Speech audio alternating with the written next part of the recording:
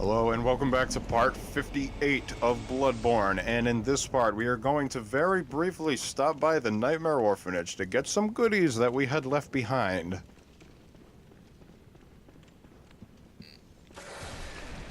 Or get killed by the wargs. Nightmare doggies. It's times like these. Oh, and I actually use Yosefska's blood vial for some stupid reason. Which is almost a full heal. Does it do anything else? Nope, it recovers a massive amount of blood. Haha, you can't leave. You're stuck in here, doggy. You're on a leash. Come on. Come on, don't be cowardly. I wanna cheese you out. I need to make some Parmesan.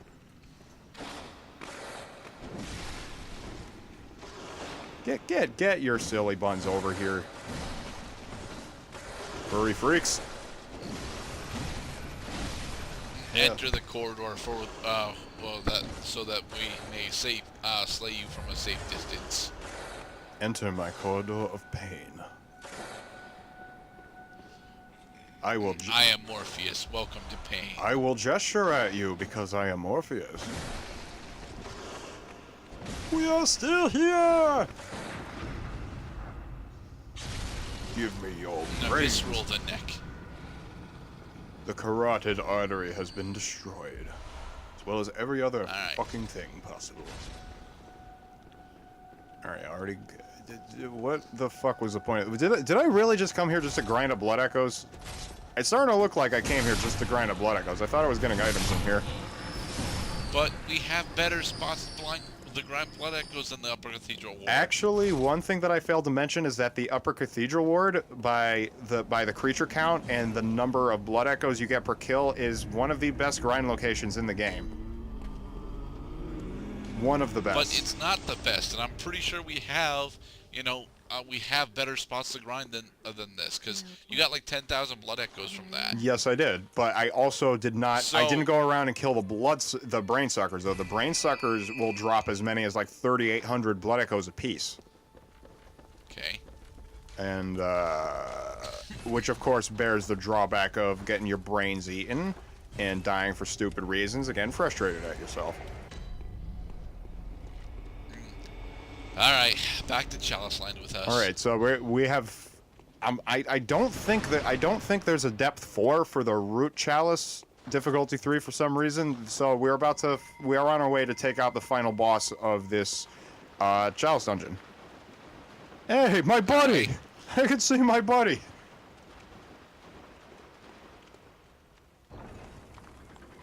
So what is new in the world of Cloud?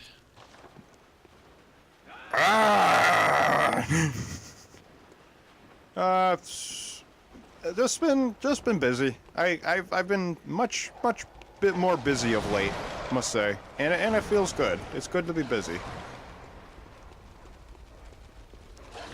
What? You mentioned off part that Maximilian had finally showed up in the Count of Monte Cristo. Yes. It looks like Gankutsuo did keep much faith with the book by it moving some of the characters from the original Count of Monte Cristo into the anime. However, I have noticed so far, because we finished Gankutsuo, they made a lot of character omissions. Omissions? Yes, character omissions. For example, did you know that Maximilian's last name was Moral?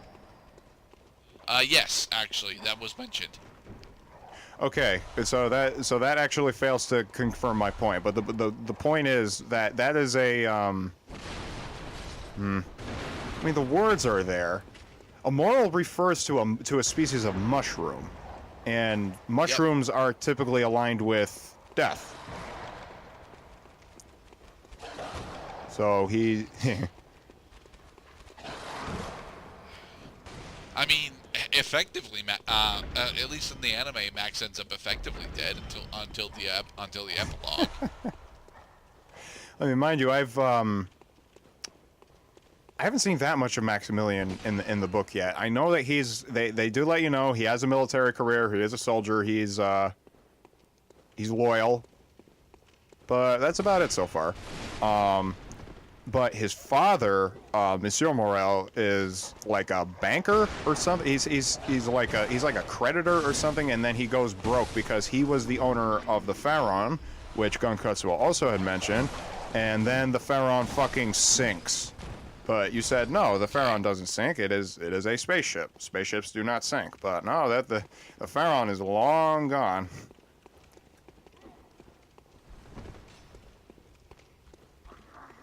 As for the rest of his, honestly, the Pharaon doesn't actually.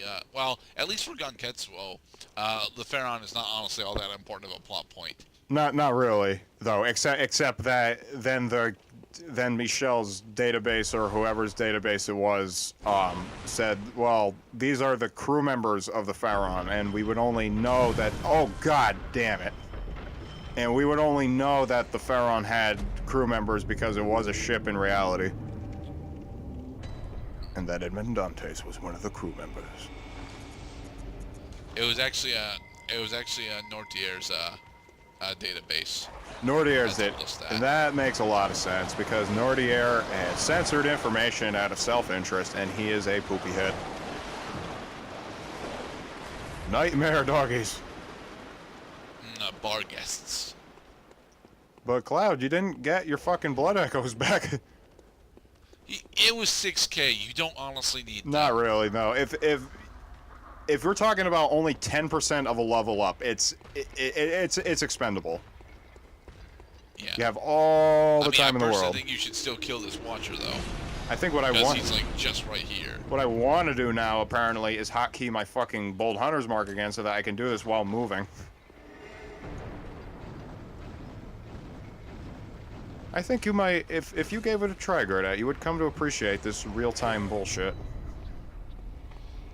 I have played very little of the first Dark Souls, and although micromanaging the inventory was never an issue I had, I still cannot get over how clunky Dark Souls 1 is to play. I'm pretty sure I would actually enjoy Bloodborne significantly more, but I don't have a PS4, and I don't have plans to get one for at least another full year yet. Yeah, well, I mean, at least if you got Bloodborne now, it'd only be like $20 at the store. Yeah. Not because the game is bad, or that by player standards that it's bad. It's just that, well, it has matured as a product.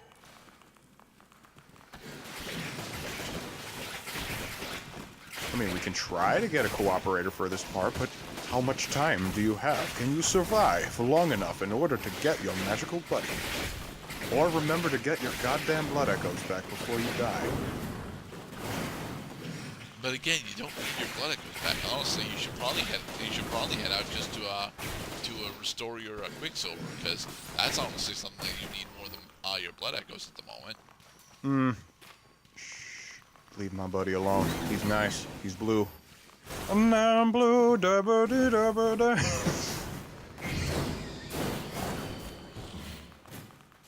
Twin bloodstone shards. Another blood-addled hunter. All right, so since there is a keeper of the old lords right here, that is one valid use for your Quicksilver.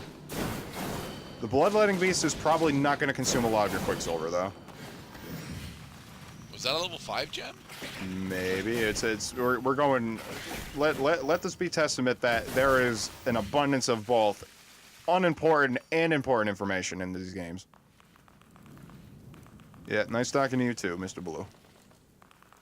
That's what I'm going to call him from now on, Mr. Blue. And then 5 parts from now, I'm going to forget all about it. Yep. All right, okay, we have failed to get a cooperator, so now we got to put our big boy pants on, walk around just a little while longer, be absolutely sure there's nobody coming. Hit the silencing mark. Oh, no, I'm going to the treasure room to kill time. Okay. So this is where we're going to spend the rest of the part, is taking out enemies in the treasure room. More wargs. Fucking wargs. We have learned much these past 1,500 episodes. Now we can simplify our perceptions in order to gain basically the gist of what is happening. And get level 8 gold blood. Level 8. 3,000 blood echoes. lobbies. Level 4 blood gem. I think that was okay. That was level 4. I thought for a moment it said level 6. I'm like, no. Not yet. You got to go to the end of the game to find level 6.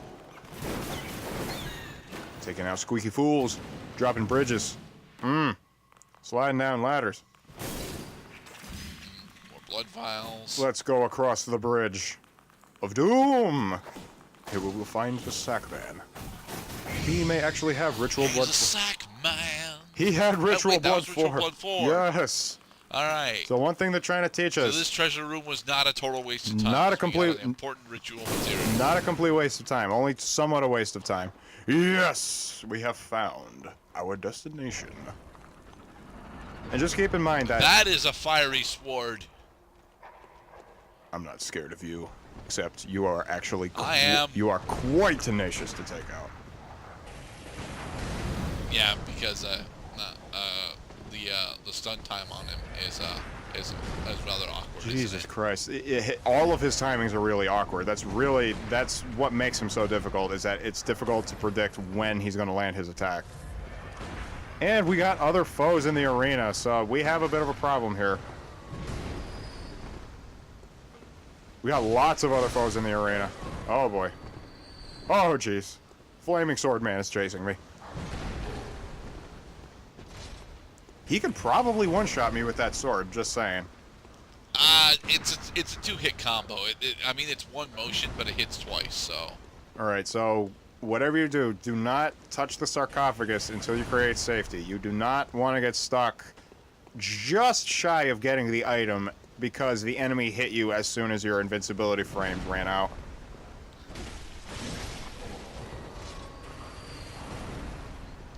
Alright, we have almost enough blood echoes to level up again. Once we kill the Flamberge Knight, we should be able to to level up. Flamberge a la flambe.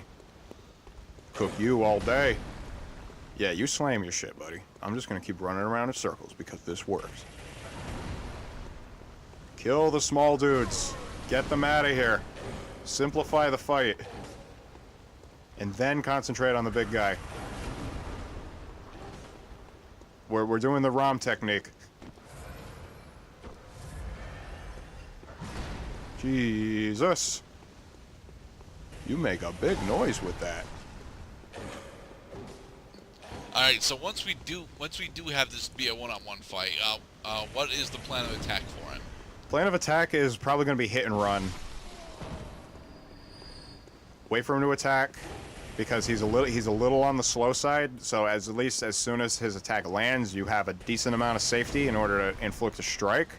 Visceral attacks are, I mean, if you can memorize this guy's particular attack animations, I think the difficulty with this guy is that you see him so seldom that you haven't memorized his animations yet. Okay, now is it possible that his visceral timing is actually after his swing as opposed to before? No, it's always before the swing. That's one rule that this game does not budge on, is that the swing is the thing. And you just missed there because of elevation. No, I missed there because I shot too early. I didn't think he was going to drag his sword on the ground. Alright, so it's you and me, you fool. Nope, alright. I am trying my damnedest to visceral him, but at this point I might as well be just trying to shoot him to death. It's working. And then I gotta restore on my emergency Quicksilver. There you go. Ah, but I missed the timing? Oh, Jesus.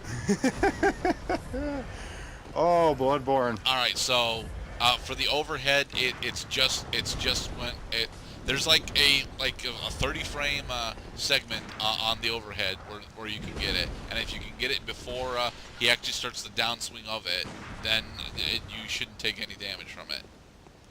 Shouldn't being the operative word. There, go. No, you were supposed to move forward. I actually had to. So this reminds me of a little PvP cheat sheet that I wanted to use to remind myself how to PvP. One of the rules was shoot and then R1. Shoot and then R1. If you shoot twice in a row against a PvP opponent, you are guaranteed to screw up your visceral timing. If you don't hit the R1 button shortly after you shoot, then you're not going to complete the visceral attack. Like so. Okay, well Oh, he's only worth 6K. that took an egregious amount of time, and in the next part, we are going to walk away all frowny face because this treasure sucks, I'm sure. Okay. 40,000 blood echoes. 40,000 blood echoes. That's almost a full level. It's almost 2 full level ups. Stay tuned.